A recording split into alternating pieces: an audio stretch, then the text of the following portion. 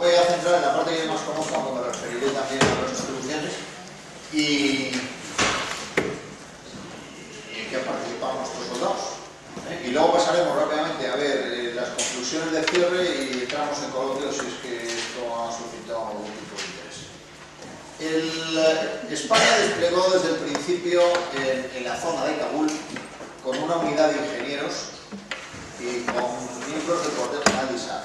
Esa unidad es tristemente recordada, no por la mayoría de los soldados, que eran muchas, sino porque fue la que uno de los relegos repartiéndose, el Yakolev, el avión Yakolev en que venía, se estrelló en Trebisonda, falleciendo pues, muchos soldados españoles, empezando por el teniente coronel jefe. Posteriormente, cuando se expande al oeste, España contribuye con una participación en el cuartel general de ISAF en Kabul y luego da dos núcleos. Un núcleo que es la base de Herat. La gestión de la base aérea de Herat es uno de los puntos de entrada estratégicos en el teatro, es un antiguo aeropuerto soviético, grande, espacioso, con infraestructura que se ha desarrollado a lo largo del tiempo, donde además está el cuartel general del Mando Regional Oeste y algunos medios que desarrollan operaciones en el Mando Regional Oeste, helicópteros, aviones.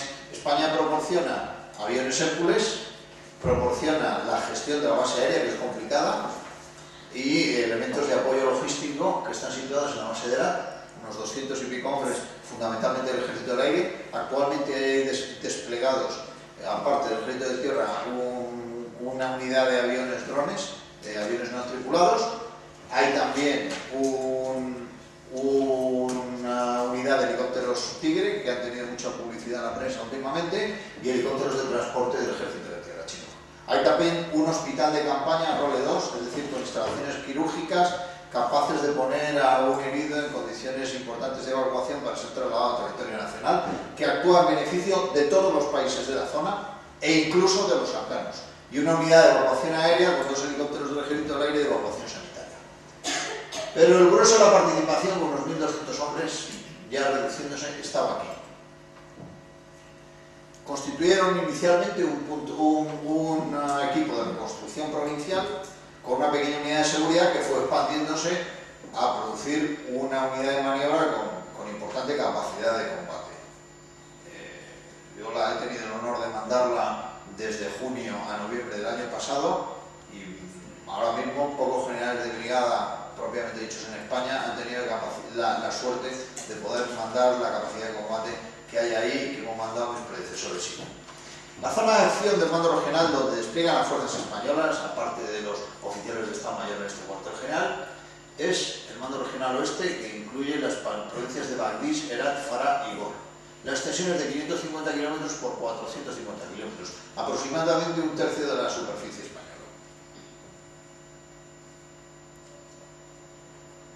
El componente terrestre despliega en la provincia de Bagdís. Esta es la provincia de Bagdís y esta es la zona de acción. Ya antes tenía, ahora ya se han abandonado, una base principal en la ciudad de Cadena y dos posiciones avanzadas de combate en terminología OTAN, dos bases más pequeñas de entidad compañía sobre unos 200 hombres cada una, en la localidad de Ludina, esto de aquí, esto es Pastú, y en la localidad de Mokú, toda esta zona limítrofe es Pastú.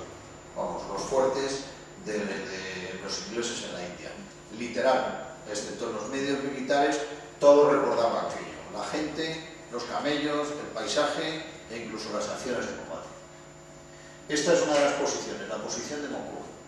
Todo esto es la base española. También había algunos soldados americanos. Esto es el cuartel de la policía de Mokú.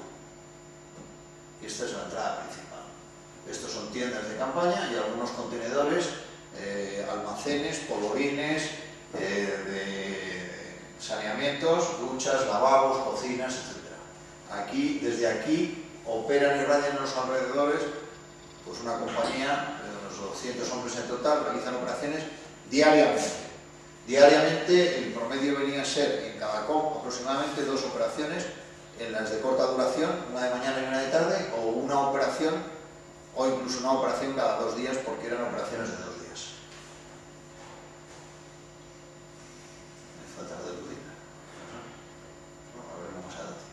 ¿Qué hacemos?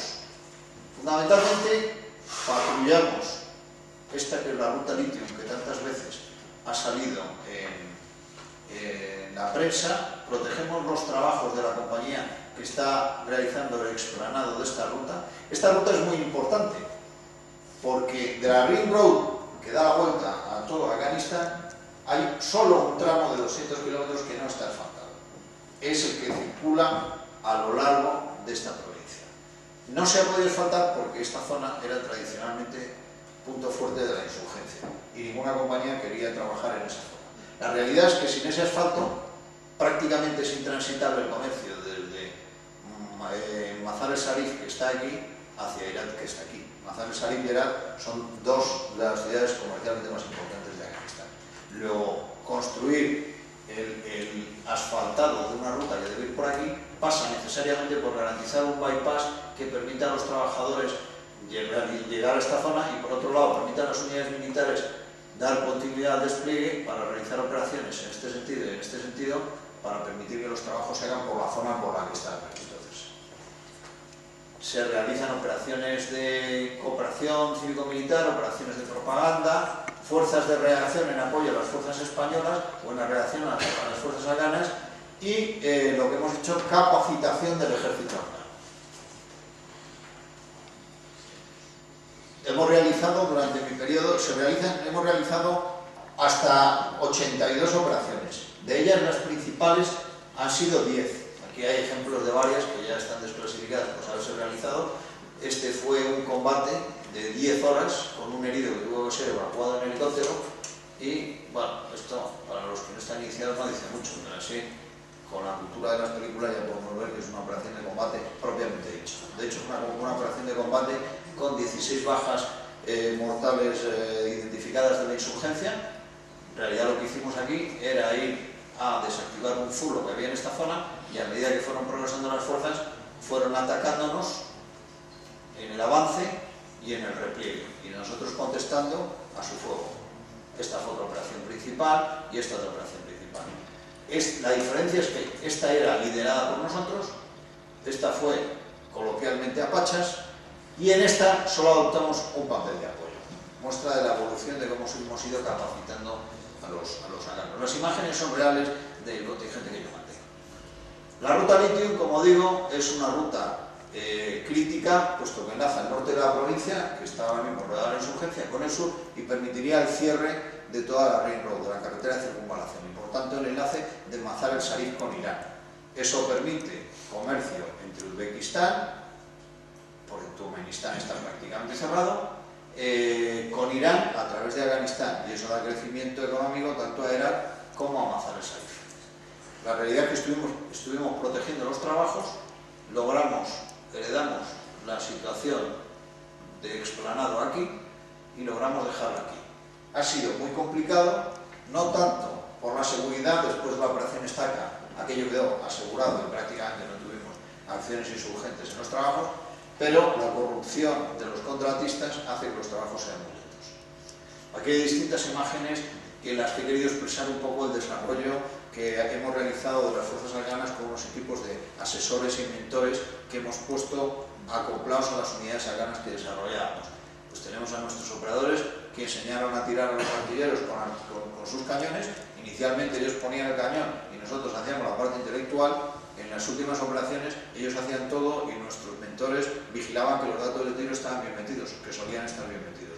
La realidad es que en la última operación que hicimos, las fuerzas españolas recibieron apoyo directo, es decir, fuego de artillería en apoyo suyo afgano, por encima de su despliegue. Nunca en España, en ningún ejercicio de los que he realizado a lo largo de mi carrera en Sangre de Guardia, la artillería ha estado autorizada a tirar por encima mía. Los afganos, bueno, por encima mía no tiraron, porque yo como era jefe estaba puesto más cómodo, pero sí por encima de los nuestros. Esto es una operación combinada en la que están mezclando una patrulla, están mezclados soldados afganos con españoles, y estos son dos fotos de la ceremonia de transferencia de la autoridad de los españoles a los afganos. Aquí he querido un poco reflejar las actividades de gobernabilidad. Esto es una entrega de armamento dentro del programa de reintegración y reconciliación. Un grupo de insurgentes abandona la insurgencia, entrega las armas, aquí están puestas, y por contra guerra, se les da una serie de ayudas, se les busca un alojamiento para sus familias, se les proporciona una serie de alimentos y se les asegura una renta durante un tiempo en el que ellos deben desarrollar ya su propia actividad encaminada a obtener su propia supervivencia. Esto es una fotografía de la reunión del Consejo de Seguridad Provincial. Aquí está el gobernador en funciones, el vicegobernador, y aquí están las fuerzas internacionales, y aquí se colocaban las autoridades militares y civiles involucradas en el ámbito de la seguridad locales. En este era un ámbito en el que se discutían todos los aspectos de seguridad de la provincia. La última autoridad era del gobernador y nosotros estábamos para apoyar fundamentalmente.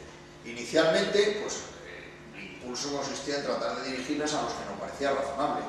A medida que se iba practicando este procedimiento, pues te quedaba simplemente de asesor y eran ellos los que llevaban la iniciativa. Funciona muy convenientemente. Esto es lo que se llama una sura. Aquí en una población llamada Darragún había una serie de conflictos de la manera en que los afganos estaban gestionando la seguridad de la zona. Convocamos una reunión entre los notables, los militares afganos de la zona, y en el sistema asambleario afgano, que es muy del tipo árabe y en el que todo el mundo habla, todo el mundo tiene derecho a decir lo que le dé la gana, unas reuniones largas, interminables, con unos protocolos que siempre van comenzados de una taza de té, poco a poco vas llegando a acuerdos que cuando se comprometen cumplen. La realidad es que a través de estas uras se realizan una serie de operaciones en una forma distinta lideradas por los afganos y logramos que una zona conflictiva donde estamos teniendo una serie de ataques muy repetitivos y llegando incluso al núcleo urbano del pueblo en cuestión, pues logramos disminuir muchísimo la presión. Esto entra dentro de los aspectos de acostumbrarse al desarrollo de la gobernabilidad. Y aquí, pues tanto reflejar el desarrollo. Esto es una pasarela que hicimos, estas dos partes del pueblo durante el invierno no podían transitarse, vivían separados, se hizo una pasarela con financiación española. Esta es una entrega de ayuda humanitaria, pues no sería con motivo del Ramadán, ¿no? Alguna de estas cuestiones al final del Ramadán, visitas y potenciar las instalaciones del bazar, que es el núcleo no solamente de la vida comercial, sino de la vida pública. Todo lo que sucede públicamente en el pueblo sucede en el bazar. Y esto va a dar un toque exótico viendo los camellos para que quede confirmado que esto es. Bueno, y ya vamos a pasar a ver un poco rápidamente cuál es la situación actual y qué previsión. La situación es que en el país hay un elevado nivel de corrupción.